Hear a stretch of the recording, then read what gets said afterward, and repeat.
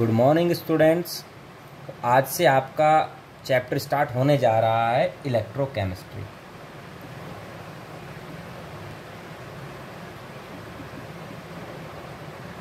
First chapter solid state उसको मैं बाद में करा दूंगा, पहले इलेक्ट्रोकेमिस्ट्री पढ़ लेते हैं। इलेक्ट्रोकेमिस्ट्री का मतलब इसी के नाम में छिपा हुआ है। ये दो वर्ड से मिलकर के बना है, इलेक्ट्रो से और केमिस्ट्री से।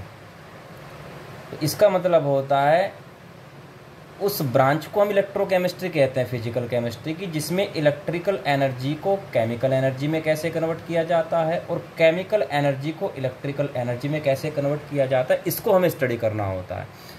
Means the branch of physical chemistry which deals production of electricity by chemical reaction and chemical change by electricity. तो इसमें हमको जो टॉपिक पढ़ना है, पहला टॉपिक लेते हैं हम कंडक्शन का। कंडक्शन में हमको 4 टॉपिक पढ़ने होंगे। पहला तो है कंडक्टर, सेकंड टॉपिक पढ़ना है कंडक्टेंस, थर्ड टॉपिक हमको लेना है कंडक्टिविटी और फोर्थ टॉपिक होना है मोलर कंडक्टिविटी।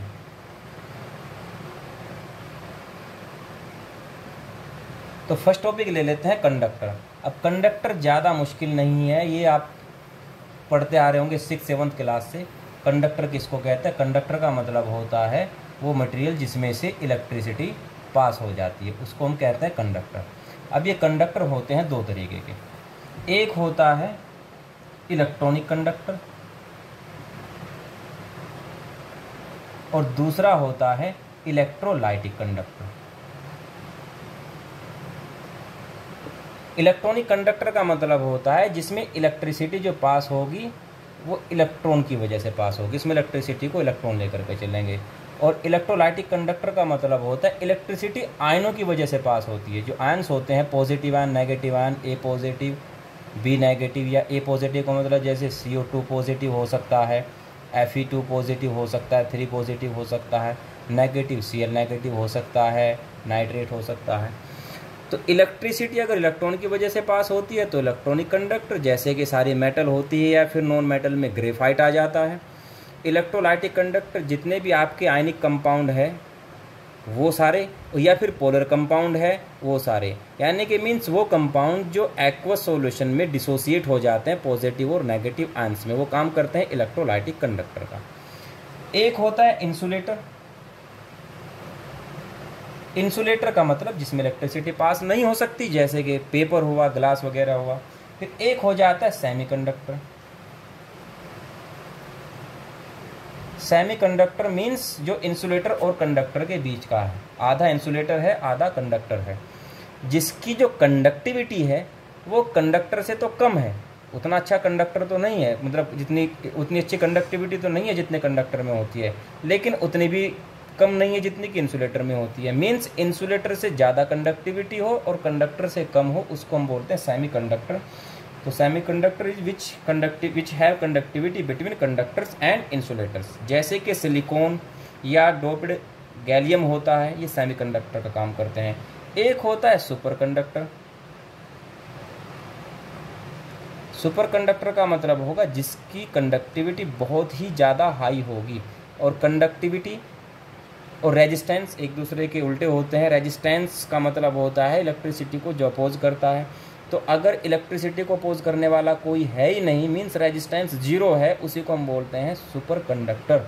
इसके एग्जाम्पल होते हैं बहुत ही कम टेम्परेचर पर जो कुछ मेटल्स होती हैं वो सुपर कंडक्टर का काम करती हैं। तो कंडक्टर के बारे में तो बस इतना ही जानना था। मेन टॉपिक आपका आ जाता है कंडक्टेंस।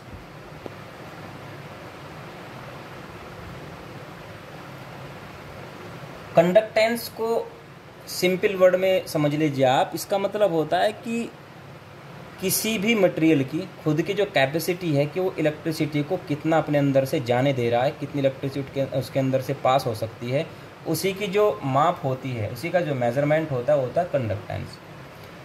एक होता है रेजिस्टेंस। रेजिस्टेंस का मतलब क्या होता है कि जो इलेक्ट्रिसिटी को अपोज करता है, और कंडक्टेंस क्या होता है उसको बहने देता है। मीन्स एक दूसरे के क्या होते हैं, उल्टे होते हैं, रेसिप्रोकल होते हैं। तो conductance is the reciprocal of resistance. इसको रिप्रेजेंट करते हैं जी से।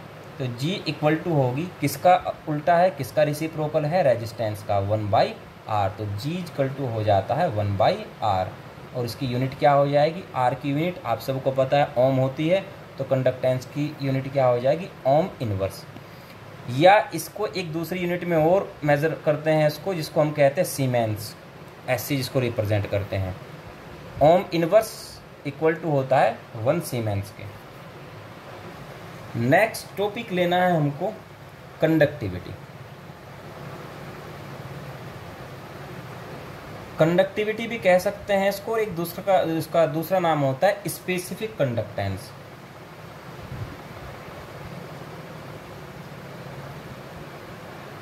तो कंडक्टिविटी या स्पेसिफिक कंडक्टेंस, इसको समझने से पहले हमको एक बार समझना पड़ेगा रेजिस्टिविटी या स्पेसिफिक रेजिस्टेंस। तो पहले रेजिस्टिविटी को समझ लेते हैं, या इसको कहते हैं स्पेसिफिक रेजिस्टेंस।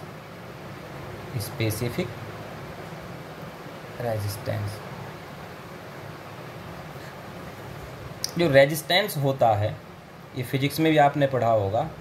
अगर हमारे पास मान लीजिए कोई एक वायर है, तो वायर की जो लेंथ होती है उस लेंथ के तो ये होता है डायरेक्टली प्रोपोर्शनल।